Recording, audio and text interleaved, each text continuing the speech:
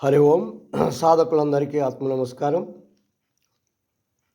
సాధన, కుండలిని సాధన, ప్రాణాయామం, రేచకపూరక కుంభకం సాధన చేసేవాళ్ళు ఉదయం పూట ఇలాంటి ఆహారం తీసుకోవాలి. మధ్యాహ్నం మాత్రమే రైస్ తీసుకోవాలి. రాత్రికి కూడా వీలైతే ఇలాంటి ఆహారము, లేదంటే ఒక గ్లాస్ పాలు, ఒక పండు ఏదైనా అలా కంటిన్యూగా మనము క్రమం తప్పకుండా ఇలాంటి ఆహారం తీసుకొని మనం సాధన చేసినట్లయితే మన సాధన త్వరగా యోగము సిద్ధిస్తుంది. అందరూ కూడా ఇలాంటి ఆహారమే తీసుకోండి. ఈ ఆహారం వల్ల ఎలాంటి అనారోగ్య సమస్యలు రావు. హాయిగా ఉల్లాసంగా ఉత్సాహంగా కూడా ఉండగలుగుతారు. హరి ఓం. లోకా సమస్త సుఖినో భవంతు. ఆత్మస్వరూపులకు ప్రియాత్మ బంధువులందరికీ నా ఆత్మ నమస్కారం. మమ గురు యోగానంద భారతి పాదపద్మములకు నమస్కరిస్తూ, ఇప్పుడు చాలామంది మనకు ఫోన్ చేసి అడుగుతున్నారు, స్వామి మేము కుండలిని సాధన చేయాలనుకుంటున్నాం, ఎలాంటి ఆహారం తీసుకోవాలి, సాధన ఎలా చేయాలి అని అడుగుతున్నారు. మనం గతంలో కూడా చెప్పాము ఆహార నియమాలు ఎలా ఉండాలని.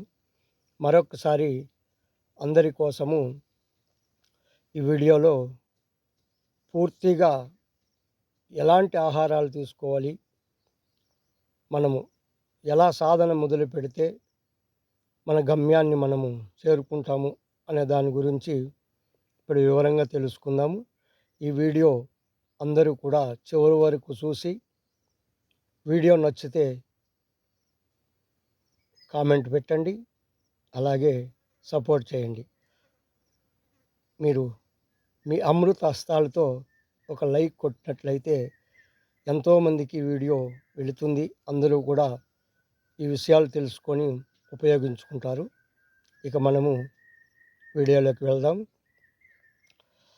ముందుగా శాస్త్ర ప్రమాణంలో హఠయోగ ప్రదీపంలో కానీ, యజుర్వేదం యోగ తత్వోపనిషత్తులో కానీ కుండలిని విద్య సాధన చేసేవాళ్ళు ఎలాంటి ఆహారం తీసుకోవాలి అని చాలా వివరంగా వివరించారు. మా గురువు గారు శ్రీ శ్రీ యోగానంద భారతి స్వాముల వారు కూడా వారు సాధన చేసేటప్పుడు ఎలాంటి ఆహారం తీసుకున్నారో అలాంటి ఆహారమే మాకు కూడా చెప్పారు. ఇప్పుడు వాటిని మీ ముందు వివరిస్తాను.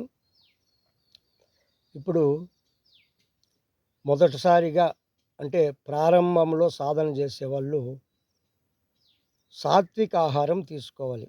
సాత్విక ఆహారం అంటే ఉప్పు, కారము, మసాలా, తీపు, పులుపు, చేదు ఇలాంటివి అన్నీ కూడా త్యజించాలి.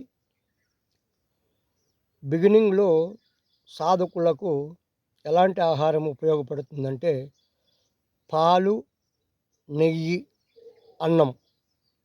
పాలు అన్నమన్నా తీసుకోవచ్చు, లేదా నెయ్యి అన్నమన్నా తీసుకోవచ్చు.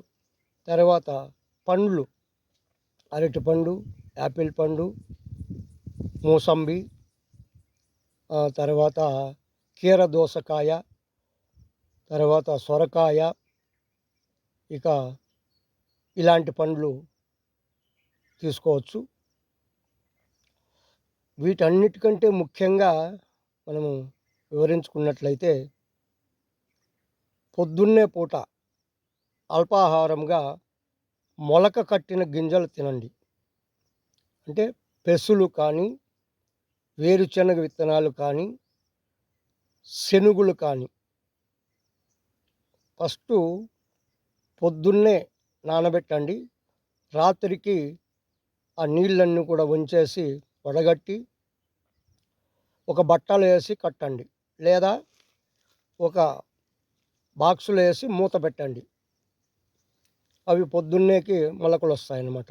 అలాంటి ఆహారము తీసుకుంటే చాలా మనకు సాధనకు, ప్రాణాయామ సాధనకు, కుంభక సాధనకు చాలా ఉపయోగపడుతుంది. పెసులు త్వరగా మొలకొస్తాయి. వేరుశనగ గుళ్ళు, శనుగులు లేటుగా వస్తాయన్నమాట. గుర్తుపెట్టుకోనండి.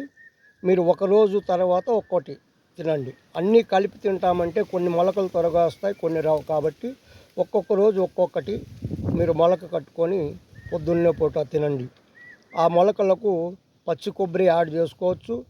అలాగే ఇంకా వేరే మీకు స్టార్టింగ్లో రుచి దొరకదు అంటే మీరు ఖర్జూరాలు కూడా ముక్కలుగా కోసుకొని కొబ్బరి తురుము అవి కూడా యాడ్ చేసుకొని తినచ్చు.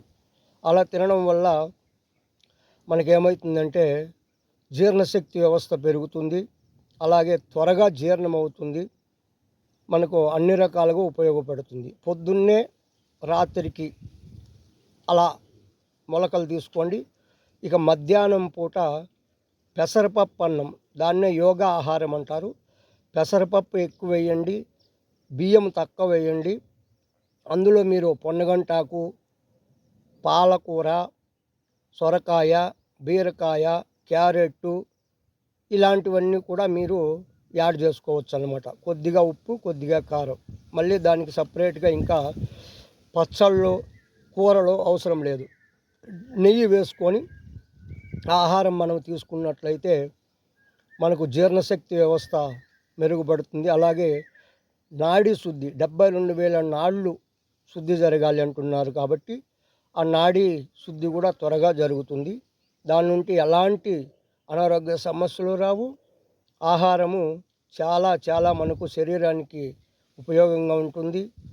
నీరసం రాదు, నిస్సక్తి రాదు. హాయిగా కూడా మనము సాధనలో ముందుకెళ్ళచ్చు. అలా ఆహారాలు తీసుకుంటూ మొట్టమొదటిగా నాడీ శుద్ధి ప్రాణాయామంతో మనం సాధన ప్రారంభించాలి. నాడీ శుద్ధి ప్రాణాయామము ఇదివరకే చెప్పాను. మన వీడియోలో చూడండి, మీకు అర్థమవుతుంది. నాడీ శుద్ధి ప్రాణాయామం బాగా చేయాలన్నమాట. శ్వాస వేగము తగ్గాలి. దీన్నే మహనీయులు అంటారు శ్వాస పొగరు అనచాలి అని.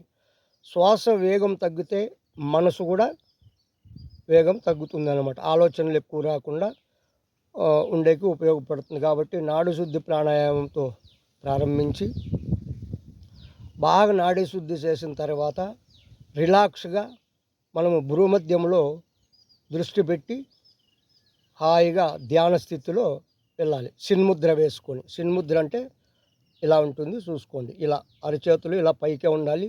మోకాళ్ళ మీద ఇలా పెట్టుకొని హాయిగా నిటారుగా కూర్చోవాలి. మనము స్టార్టింగ్ నుంచి ప్రాణాయామము సాధన మొదలుపెట్టినప్పటి నుండి మన ధ్యాన స్థితికి వరకు నిటారుగా ఉండాలి. ఇలా వెనక్కి బెండ్ అయ్యి అనుకుంటాము, ఇలా తల ఉంచుంటాము అని అంటే ప్రాణశక్తి సుషుమ్న మార్గం గుండా వెళ్ళదన్నమాట. గుర్తుపెట్టుకోండి.